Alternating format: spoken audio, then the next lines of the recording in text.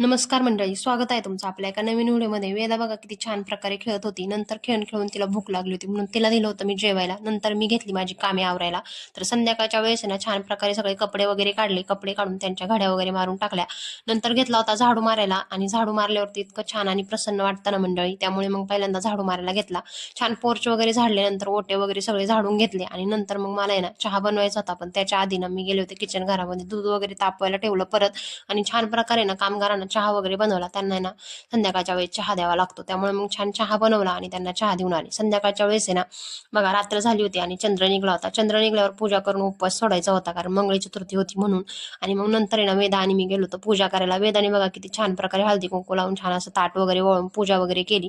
नंतर मग मी घेतला होता स्वयंपाक करायला. छान अशा कडक भाकरी बनवल्या. कडक भाकरी बनवल्यानंतर आहे ना मी छान कारल्याची भाजी बनवली होती त्याच्यासोबत. कारल्याच्या भाजीसोबत छान मसाले भात बनवला आणि बाबांनी मी उपवास सोडला. चला भेटूयात नेक्स्ट व्हिडिओमध्ये. बाबा.